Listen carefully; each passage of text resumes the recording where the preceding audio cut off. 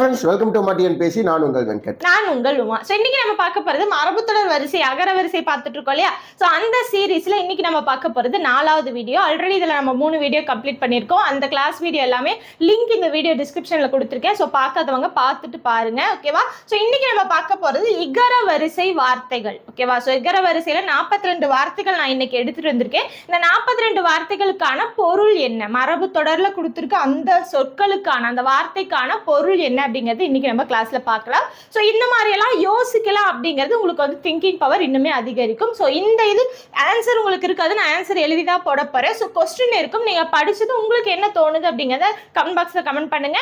So நாங்க சொல்றதும் நீங்க சொல்றதும் கரெக்டா இருக்கு அப்படிங்கிறத செக் பண்ணலாம், ஓகேவா? ஓகே, இப்போ இந்த மாதிரி ஒரு சொல்ல வந்து நம்ம எக்ஸாம்ல பார்க்கும்போது எப்படியெல்லாம் நம்ம யோசிக்கலாம் அப்படின்ற மாதிரி தான் இந்த சீரீஸ் நம்ம கொண்டு போயிட்டு இருக்கோம். இதற்கு முன்னாடியே வந்து 3 வீடியோ போட்டிருக்கோம். ஸோ பார்க்காதவங்க பாருங்க.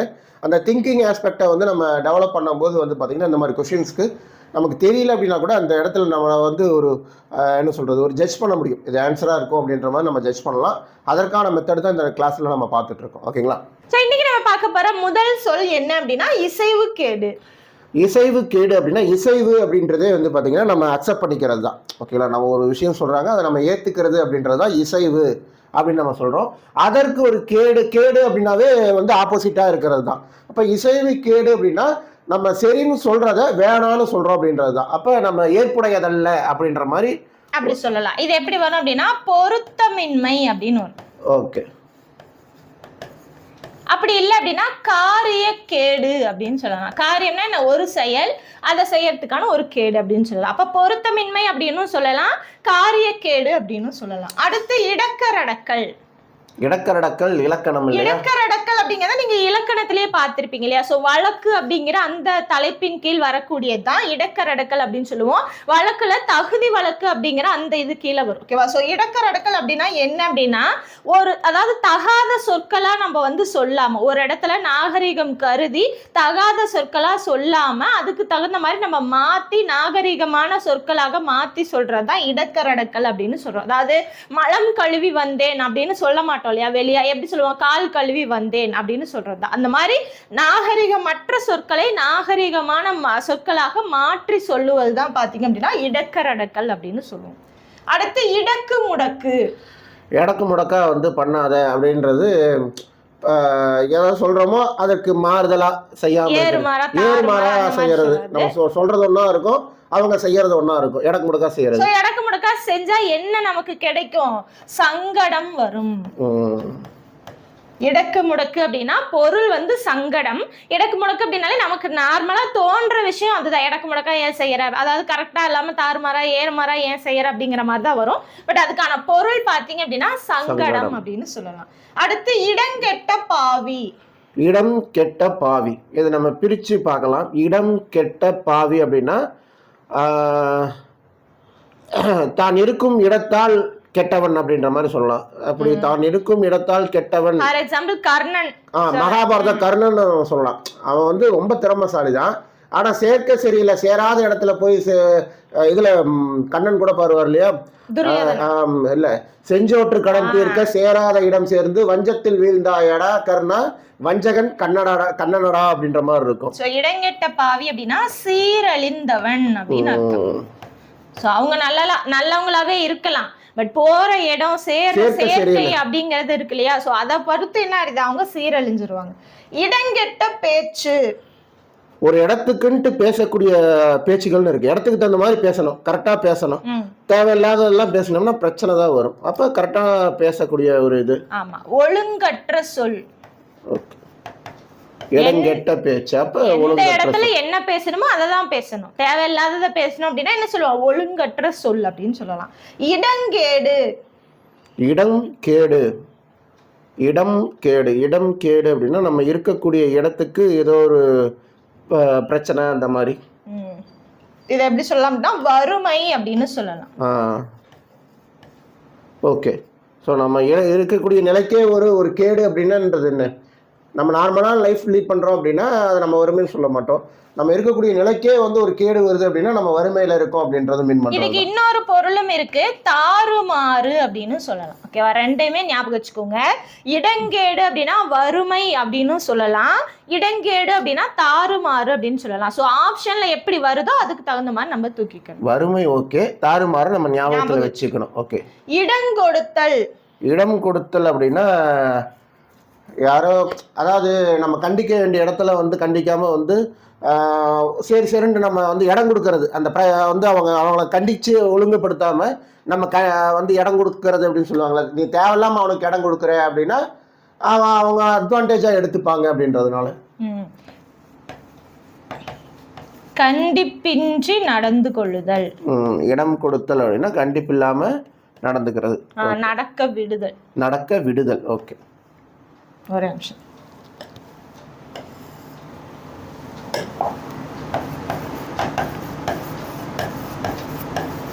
குழந்தைங்களே சொல்லுவோம் இல்லையா, ரொம்ப பாசம் கொடுத்து செல்லம் கொடுத்து வந்துட்டோம்னா நீ ரொம்ப இடம் கொடுத்துட்டே அதனாலதான் இப்படி ஆடிட்டு இருக்காங்க அப்படின்னு சொல்லுவாங்க இல்லையா, அந்த இதுதான்.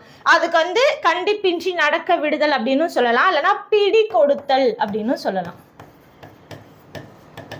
இடம் கொடுத்தல், பிடி கொடுத்தல். ஓகே. அடுத்து இடம்படுதல்.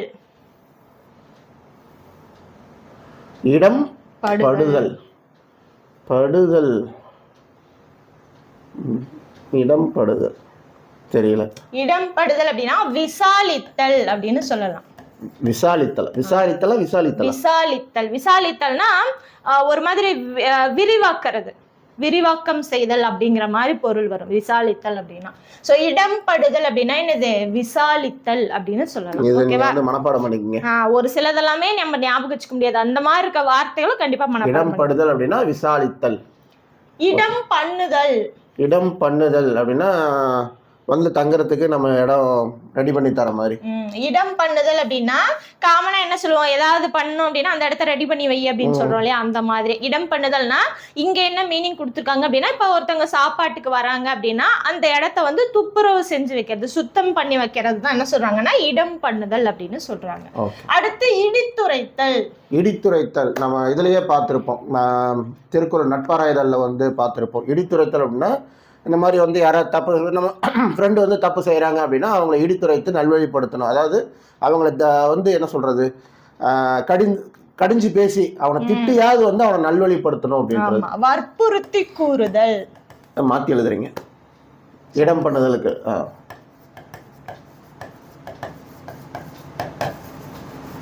வற்புறுத்தி கூறுதல் இல்லைன்னா அழுத்தமாக சொல்லுதல் அப்படின்லாம் சொல்லலாம் இடித்துரைத்தல் அப்படின்னா. அடுத்து இடுக்கு பிள்ளை. இடுக்கு சந்து. இடுக்குன்னா சின்ன இடம். சந்து பொந்து இண்டு இடுக்கு அப்படிம்பாங்க. இண்டு இடுக்கு அப்படின்னாவே இடுக்கு அப்படின்றது எதுவுமே நுழைய முடியாத ஒரு இடம், ரொம்ப சின்னதா இருக்கும். அப்ப சின்ன பிள்ளை அப்படின்னா பிள்ளை குழந்தை சொல்லலாம். குழந்தை. அப்ப இது என்ன வரும் அப்படின்னா கை குழந்தை. ஓகே. ரொம்ப சின்னதா குட்டியா இருக்கிறதுனால அது கை குழந்தை. ஓகே. அடுத்து இடுக்கு முடுக்கு. இப்பதான் சொன்னேன், இடுக்கு முடுக்கு அப்படின்னா கிடைக்கக்கூடிய அந்த சின்ன சின்ன கேப்லயும். மூளை முடுக்கு. இடுக்கு முடுக்குன்னா மூளை முடுக்கலாம். இடு மருந்து. இடு மருந்து. இடு மருந்துன்னா மருந்து இடுவது. மருந்து வந்து பார்த்தோம்னா விவசாய பூமியில இடுவாங்க. அது வந்து இது வேற பொருள் வரும். இடு மருந்துனா மருந்த வந்து கொடுக்கறது அப்படின்னு சொல்லுவாங்க. அப்படின்னா வசிய மருந்து. ஓகே.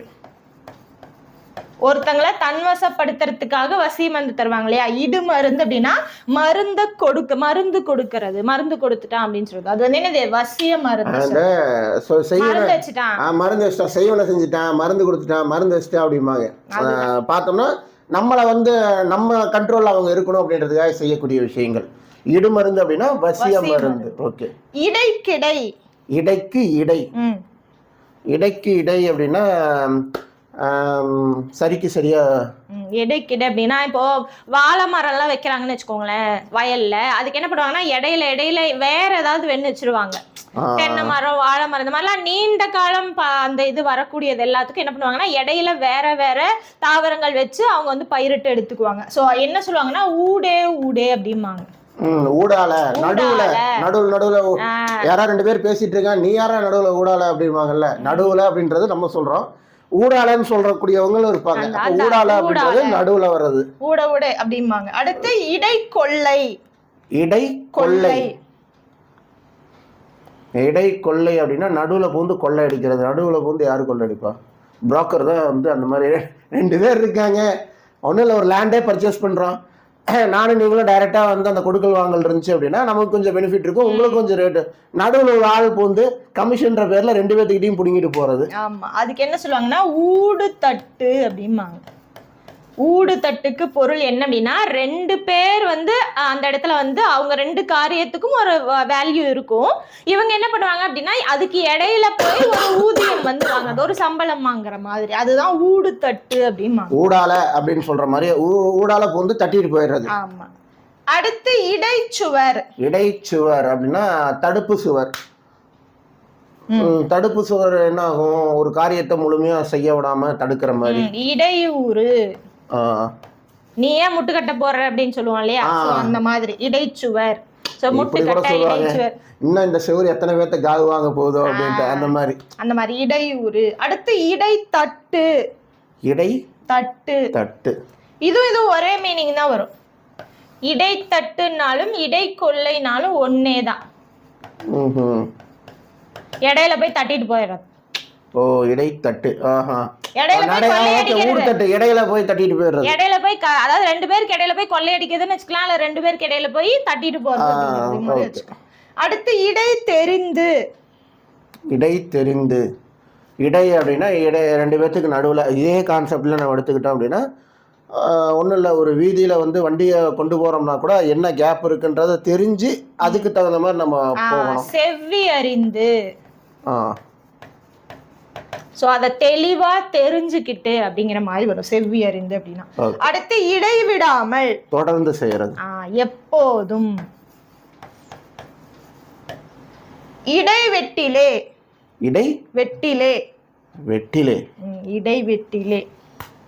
இடைவெட்டிலேனா பிரிச்சு விடுறதா?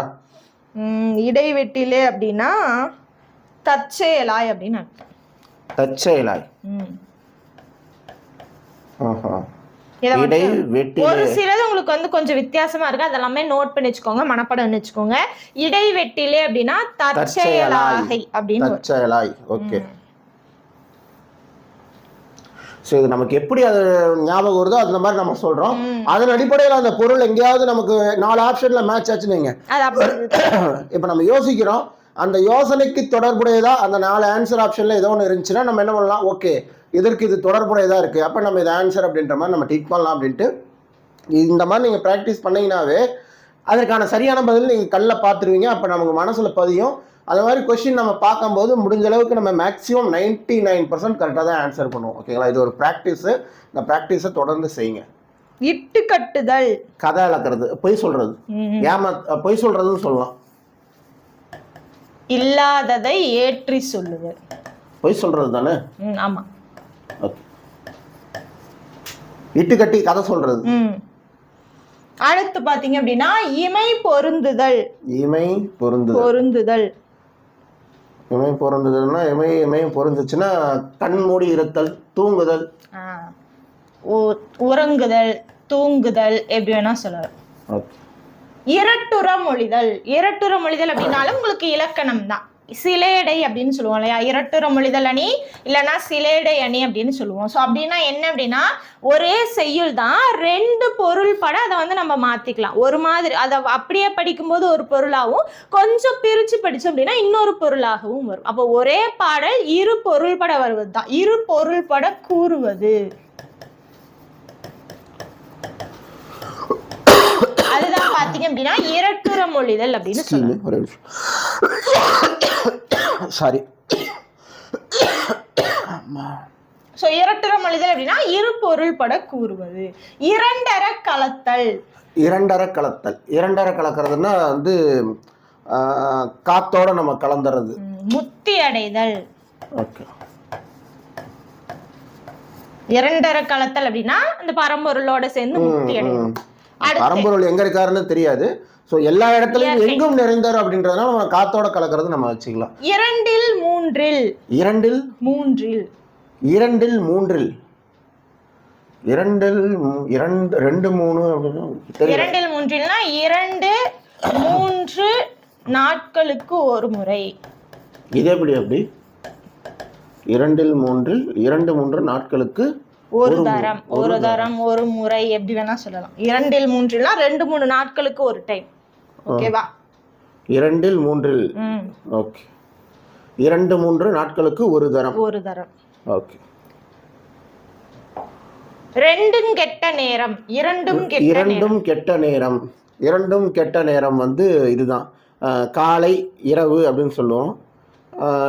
இரவு பகல் சொல்லி ரெண்டு கெட்ட நேரத்துல ஏன் வெளியே வந்துட்டு இருக்கேன்? இந்த மாதிரி கர்ப்பிணி பெண்கள் கை குழந்தைங்களாம் என்ன சொல்லுவாங்க, ரெண்டு கெட்ட நேரத்துல ஏன் வெளியே தூக்கிட்டு போயிட்டு இருக்கு அப்படின்னு சொல்லுவாங்க. ஸோ என்னன்னா அந்தி பொழுது அப்படின்னு சொல்லலாம், இல்ல மாலை பொழுது அப்படின்னு சொல்லலாம், இல்லைன்னா காலையும் இல்லாம இரவும் இல்லாம இடையில இருக்கக்கூடிய அந்த பொழுது சொல்லலாம். அதுதான் இரண்டும் கெட்ட நேரம். அடுத்து இரண்டும் கெட்டான் அப்படின்னா எந்த நிலையிலும் இல்லாம இருக்கிறது. நன்மை தீமை அறியாதவன். அந்த பக்கம் இருக்கிறதையும் தெரியாது, இந்த பக்கம் இருக்கக்கூடிய பிரச்சனை இதுவும் தெரியாது. ரெண்டும் கெட்டான் அப்படின்னு எப்படி சொல்லுவான்? எதுவுமே தெரியாது அவனுக்கு அப்படிங்கறத. நன்மையும் தெரியாது தீமையும் தெரியாது. இரண்டு நினைத்தல். ரெண்டகம் பண்றது. உண்ட வீட்டுக்கு ரெண்டகம் பண்ணுவோம். இரண்டு நினைத்தல் அப்படின்னா அந்த வீட்டை வந்து பிரிக்கிறதுக்கு வந்து யோசனை பண்றது. கெடுதி நினைத்தல்.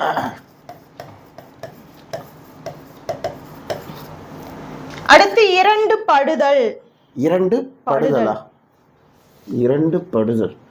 படுதல்னா அதேதான். பிரிவுபடுதல். ஓகே. இரண்டு படுதல்னா ரெண்டா பிரிஞ்சது. ரெண்டெட்டு நம்ம என்ன சொல்லுவோம்? இப்போ இங்க இவ்வளவு தூரம் வந்துட்டீங்க, 2 வச்சீங்கன்னா நம்ம வீடு வந்துருங்க. 2 வச்சா நம்ம வீடு வந்துரும், வீட்டுக்கு வந்துட்டு போங்க அப்படின்னு சொல்லுவோம் இல்லையா? விரைவில், சீக்கிரமா இருக்கு, ரொம்ப பக்கத்துல தான் இருக்கு, இந்த மாதிரி பொருள் எல்லாம் வரும். இவ்வளவு தூரம் வந்துட்டீங்க, 2 வச்சீங்கன்னா நம்ம வீடு வந்துருது அப்படின்னா ரொம்ப விரைவா நம்ம வீடு இருக்கு அப்படின்ற மாதிரி. ஓகே. இருதலை கொல்லி நம்ம பழமொழி நானூர்லயே பார்த்திருப்போம். அதாவது வந்து பாத்தீங்கன்னா 2 பக்கமும் வந்து பிரச்சனையை கிளப்பி அவங்களுக்கு 2 பேத்துக்கும் பகையை மூட்டி விட்டு நடுவுல குளிர்காயிரு. இருதலை கொல்லி எறும்பு அப்படின்னு சொல்லுவோம். என்னன்னா எப்பக்கம் துன்பம் செய்தல். 2 பக்கமே துன்பம் செய்கிறது தான். இது நம்ம பழமொழி நானூர்லயே பார்த்திருப்போம். இருதலை கொல்லி. இருதலை மணியன்.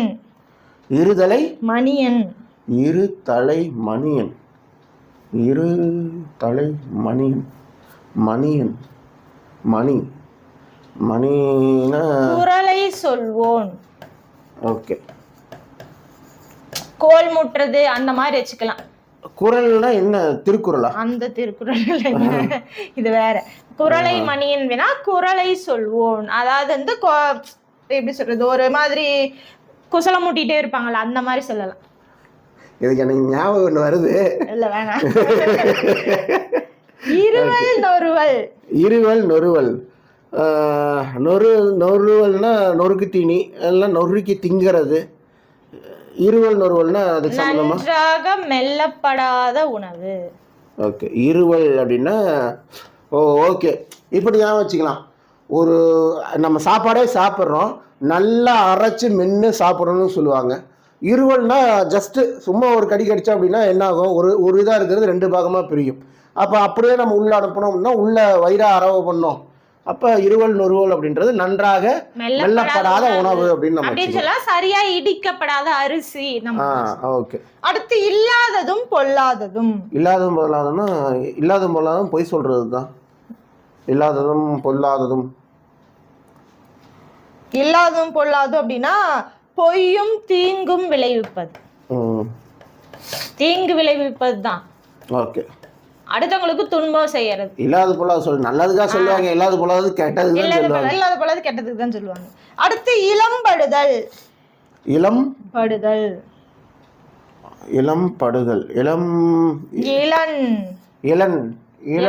இல்லாம இருக்கிறது. அப்ப இல்லாம இருக்கிறதுனா வறுமை அடைதல். ஓகே. இளன் அப்படிங்கறது திருக்குறள் நீங்க படிச்சிருப்பீங்க. ஆமா, இளன் இதுல அப்படின்னா பார்த்திருப்போம், விருந்தோம்பல்ல பார்த்திருப்போம்னு நினைக்கிறேன். இளன் அப்படின்னா இல்லாமை அப்படின்னு அர்த்தம். அப்ப இல்லாமையா இருக்கிறது என்னது? வறுமை அடைதல், அதை தான் குறிக்கும். அடுத்து இலைமறை காய். தெரிஞ்சும் தெரியாமலும், கொஞ்சம் பூடகமா. மறைபொருள். இழவு கடித்தல். இழவு கடித்தல். இழவுனா இறக்கிறது தானே, இறந்தவங்க இழவு அந்த மாதிரி நம்ம சொல்லுவோம். அந்த மாதிரி சொல்லுவோம். பட் இங்க பாத்தீங்கன்னா துன்பம் கொடுத்தல் அப்படின்னு வரும். வீட்டில் இறந்துட்டாங்கன்னா நம்ம துன்பமா தான் இருப்போம், சந்தோஷமா சிரிச்சுக்கிட்டா இருப்போம். அப்படி வச்சு அப்ப இழவு கடித்தல் அப்படின்னா துன்பம் கொடுத்தல். துன்பம் கொடுத்தல். அடுத்து இழவு கொடுத்தல். இருங்க ஒரு நிமிஷம், இது அப்படித்தான், இதுதான் துன்பம் கொடுத்தல். இழவு கொடுத்தல் அப்படின்னா துன்பம் கொடுத்தல். இழவு கடித்தல் அப்படின்னா வீணுக்கு முயலுதல். வீணுக்கு முயலுதல். இழவு கடித்தல் அப்படின்னா வீணுக்கு, அதாவது வேஸ்டா வந்து முயற்சி பண்றது, அந்த மாதிரி வரும். ஸோ இந்த மாதிரி ஒரு சிலது வித்தியாசமா இருக்கும், அதை எல்லாமே தெரிஞ்சுச்சுக்கோங்க, மனப்பாடம் பண்ணி வச்சுக்கோங்க. ஓகேவா? அதெல்லாமே நோட் பண்ணிக்கோங்க, இல்லைன்னா ஏதாவது ஸ்டார் போட்டு நோட் பண்ணி வச்சுக்கோங்க. அதை இழவு கடித்தல் அப்படின்னா வீணுக்கு முயலுதல்.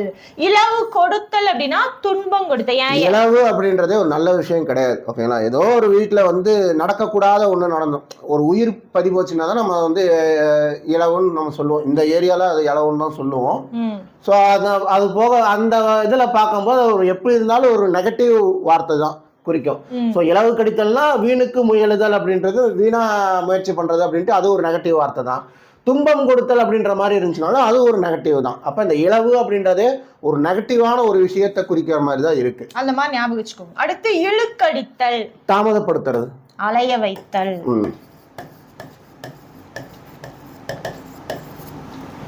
இழுத்து பறித்தல்.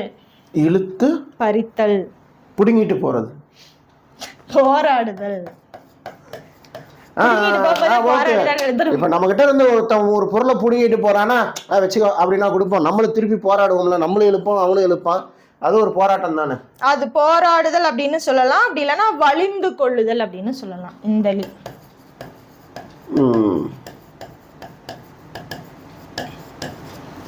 ஓகே, வலிந்து கொள்ளுதல். ஓகே. இழுத்து விடுதல். இழுத்து விட்டுறது, பிரச்சனையில் இழுத்து விடுறது.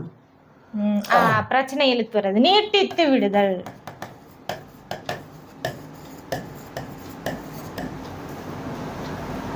ஓகே வந்துச்சா? ஓகே. இழுத்து விடுதல் அப்படின்னா நீ ஒரு நாள் ஒரு லப்பர் இருக்குன்னா என்ன பண்ணுவோம், இழுத்து விட்டோம் அப்படின்னா அதை நீட்டி விடுறது. ஒன்றும் இல்லை, இப்போ இந்த ஜடைக்கெல்லாம் போடுவீங்களா, இந்த ரப்பரெல்லாம் வந்து இழுத்தீங்க, டிஸ்கோ ரப்பர்லாம் இழுத்தீங்கன்னா நல்ல ஸ்ட்ரெச் ஆகும். நீட்டித்து விடுதல், வெளிப்படுத்துதல், அந்த மாதிரிலாம் சொல்லலாம். அடுத்து இழுப்பு பறிப்பாதல். இங்க தானே எங்கேயோ பார்த்தோம், இழுத்து பறித்தல்னு பார்த்தோம். இது இழுப்பு பறிப்பாதல். இழுப்பு பறிப்பாதல் அதேவா? போராட்டமாதல் அதேதான். ஓகே. இது போராடுதல், இது வந்து போராட்டமாதல். ஓகே. பறிப்பாதல், மாதல், பறித்தல், தல். இழுத்து பறித்தல், போராடுதல், இழுப்பு பறிப்பாதல், போராட்டம், மாதல், பாதல், மாதல். ஓகே. போராட்டமாதல் அப்படின்னு சொல்லலாம், இல்லைன்னா போதியும் போதாததும் ஆகிய அப்படிங்கிற மாதிரி சொல்லலாம். பத்தியும் பத்தாம. பத்தியும் பத்தாம. ஓகே. ஓகேவா? அந்த மாதிரி இழுப்பு பறிப்பாதல் அப்படின்னா போராட்டமாதல் அப்படின்னா போதியும் போதாதும் மாதல். பத்தியும் அப்படி சொல்ல முடியாது, அப்படி வராது. நம்ம ஞாபகம் வச்சுக்கிறது பத்தியும் பத்தாம அப்படின்னு சொல்றது, அதாவது இருக்கிறதும் இல்லாம இருக்கிறது. அந்த மாதிரி, அதாவது தேவைக்கு தேவைப்படுறதுக்கு முழுசா இல்லாம பாதி இருக்கிறது. அந்த மாதிரி பத்தியும் பத்தாம. வயிறு நிறைய சாப்பிடணும்னு நினைக்கிறோம், ஆனா பாதி வயிறுக்கு தான் சோறு இருக்குன்னு பத்தியும் பத்தாம சாப்பிட்டு வந்தோம் அப்படின்னு சொல்லுவோம். போதியும் போதாதும் மாதல் அப்படிங்கிற மாதிரி வரும். ஸோ இதோட 42 முடிஞ்சது. ஓகேவா? ஸோ இன்னைக்கான அந்த இகர வரிசை இது வந்து பார்த்தீங்கன்னா புக்கில் உங்களுக்கு 3வது பேஜாக இருக்கும். அந்த மரபுத்தொடர் அகர வரிசை அந்த புக்கில் 3வது பேஜாக இருக்கக்கூடியது நம்ம படிச்சாச்சு. ஸோ இதே மாதிரி உங்களுக்கு வந்து ரெகுலராக அடுத்தடுத்த பேஜஸ் வந்து உங்களுக்கு மொத்தமாக வரும். ஓகே, அதை அப்படியே ஃபாலோ பண்ணிக்கிங்க. இது வந்து பார்த்தீங்க அப்படின்னா நீங்கள் தெரிஞ்சுக்கிறதுக்கு மட்டும் கிடையாது, இந்த மாதிரி கொஷின் நீங்கள் பார்க்கும்போது சைட் பை சைடு நீங்களும் வந்து இது யோசிக்கலாம், இதுக்கு என்னவா ஆன்சர். ஏன்னா நம்ம ஆன்சரோட இங்கே வந்து வச்சுக்கிட்டு நம்ம எதுவும் சொல்லலை, இங்கே கொஷின் மட்டும் தான் இருக்குது. அப்படிங்கும்போது அந்த ஆன்சரை நீங்களே திங்க் பண்ணலாம், இதுவாக இருக்கலாமா. அந்த திங்கிங்கை வந்து நீங்கள் எக்ஸ்பேண்ட் பண்ணிங்கன்னா தான் இந்த மாதிரி விஷயங்களை வந்து நம்ம மேக்ஸிமம் அப்ரோச் பண்ண முடியும். கரெக்டாக வந்து அந்த அந்த கெஸ் பண்ணுற விஷயம் கரெக்டாக இருக்கும். ஓகேங்களா? ஸோ அப்போ அந்த கெஸ்ஸிங்க்கு ஒரு ப்ராக்டிஸ் வேணும். அப்போ தான் நம்ம அதை கரெக்டாக ஆன்சர் பண்ண முடியும். அதற்கான ப்ராக்டிஸ் செஷனாக தான் இந்த மரபுத்தொடர் வரிசை நம்ம கொண்டு போயிட்டுருக்கோம். இந்த சீரீஸை ஸ்கிப் பண்ணாமல் கடைசி வரைக்கும் ஃபாலோ பண்ணுங்கள். மேக்சிமம் பாருங்க ஊர் சைடு, அதாவது கிராமத்து சைடு எல்லாம் பேசுற அந்த வார்த்தைகள் தான் பாத்தீங்கன்னா மேக்சிமம் மரபு தொடர் வரிசையில உங்களுக்கு இருக்கும். அது வந்து சிட்டி சைடு இருக்கவங்களுக்கு ஒரு சிலர் தெரியாம இருக்கலாம். அந்த மாதிரி இருக்கவங்க இந்த மாதிரி ஃபாலோ பண்ணிட்டு வந்தீங்கன்னா உங்களுக்கு எல்லாமே தெரிஞ்சு. ஓகேவா? ஸோ இந்த மாதிரி ஈஸியா ஞாபகம் வைக்கிறதுக்கு தான் நீங்க பாத்துக்கணும். மேக்சிமம் எல்லாத்தையும் மனப்பாடம் பண்ண முடியாது, ஒரு சிலர் தெரியாது. அந்த மாதிரி இருக்கும்போது நீங்க மனப்பாடம் பண்ணிக்கலாம். ஆனா மேக்சிமம் என்ன இந்த மாதிரி வந்துச்சுன்னா எப்படி வந்து நம்ம ரிலேட் பண்ணி படிச்சுக்கலாம், எப்படி ரிலேட் பண்ணி ஞாபகம் வச்சுக்கலாம் அப்படிங்கிற மாதிரி தான் நீங்க வந்து படிக்கிற மாதிரி வரும். ஸோ மரபுத்தொடர் வரிசை ரொம்ப ரொம்ப சிம்பிளா தான் இருக்கும். ஆனா என்ன அப்படின்னா எந்த வார்த்தைக்கு என்ன அர்த்தம் அப்படிங்கிறது மட்டும் தெரிஞ்சு வச்சுக்கிட்டா போதும். அதாவது அந்த சொற்களை நீங்க பிரிச்சு பொருள்படுத்தி பாருங்க. இடம் கெட்ட பாவின்னு நம்ம பார்த்தோம். இடம் கெட்ட பாவி அப்படின்னா நம்ம அப்படியே யோசிச்சுட்டு இருந்தோம் அப்படின்னா ஆன்சர் வராது. அதை நம்ம பிரிச்சு ஒவ்வொன்றையும் நம்ம பிரிச்சு பார்க்கும்போது இடம் கெட்ட பாவி, இடம் கெட்ட பாவி, இடம் ஏன் கெட்டு போகணும், கெட்டு போறதுனா அவன் பாவினா என்ன, அழிஞ்சு போறான் அப்படின்றதான் அர்த்தம். அப்போ அதற்கு அந்த ஆங்கிளை நம்ம யோசிச்சு பார்த்தோம்னாவே நமக்கு ஆன்சர் வரும். ஸோ அதனால் பிரித்து பொருள் புரிஞ்சு நம்ம பார்த்தோம் அப்படின்னா மேக்ஸிமம் நம்ம ஆன்சர் கரெக்டாக பண்ண முடியும். ஓகேங்களா? ஸோ ப்ராக்டிஸாக வச்சுக்கோங்க.